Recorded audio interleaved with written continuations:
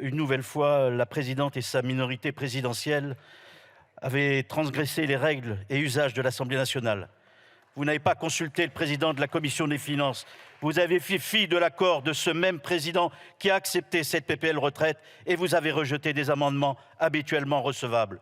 Vous et votre gouvernement, parce que vous êtes minoritaire, avez une nouvelle fois peur de passer au vote sur une loi dont la très grande majorité des Français ne veulent pas. Les Français ne veulent pas perdre 2 ans de leur vie. Vous piétinez le Parlement, c'est un abus de pouvoir. Vous publiez des décrets d'une loi qui n'a jamais été mise aux voix. Vivement la 6e République. Alors, venons-en à la taxation des transactions financières et espérons que nous aurons un débat de fond. Car pour nous, l'économie est un moyen et non une fin en soi. Nous voulons développer des outils de contrôle et de régulation pour inventer un contre-modèle au néolibéralisme. L'avenir de l'économie doit être au service de toute urgence, de la réduction des inégalités, de la transition écologique. Alors, taxer les transactions financières freinera la spéculation et dégagera des ressources. Cette volonté n'est pas nouvelle. En 1930, Keynes était déjà favorable à ce type de régulation de marché. En 1972, James Tobin, prix Nobel d'économie, a été à l'origine d'un grand mouvement altermondialiste dont l'association ATTAC est l'une des héritières pour instaurer une taxation de la finance. Créée en 2012, la taxe sur les transactions financières est un prélèvement sur les opérations de vente d'actions.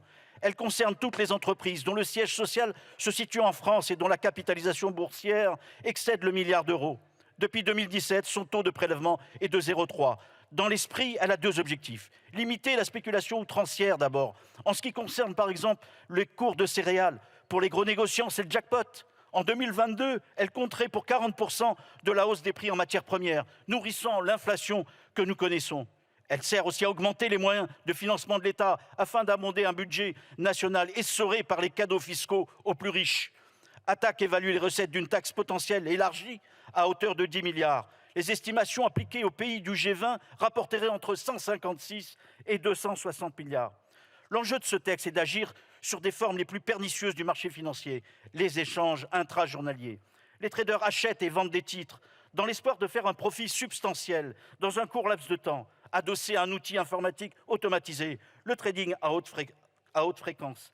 Ces échanges touchent 25 à 40% des échanges de la Bourse de Paris et jusqu'à 70% au niveau mondial. Élargir l'assiette de l'impôt sur les transactions financières, c'est simplement se redonner les moyens de contrôler l'intensité des échanges boursiers et d'y apporter de la transparence. Suite à la crise des subprimes, l'ensemble du monde politique a changé son fusil d'épaule pour réintroduire l'idée d'un contrôle accru des mécanismes financiers. Nicolas Sarkozy, longtemps défavorable à s'attaquer à la finance, était vu obligé, pour des raisons de moralité, mais surtout électorales, de lancer le chantier d'une taxe à minima sur les transactions en France et dans l'Union européenne. À sa suite, en 2012, François Hollande a également fait face à un échec plus ou moins volontaire en accouchant d'une taxe soumise au lobbying à haute fréquence des banques. Déjà acquis à la cause du grand capital, Emmanuel Macron, favorable au ruissellement, actuellement sous le coup d'un arrêté sécheresse, a réduit l'assiette de la taxe dès 2018.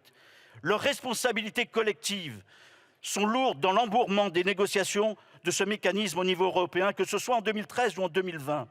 Défendu par de nombreuses institutions et personnalités internationales telles que le FMI ou Adair Turner, ancien président de l'autorité britannique de surveillance des marchés financiers, il est incompréhensible que nous nous trouvions rapidement des perspectives collectives.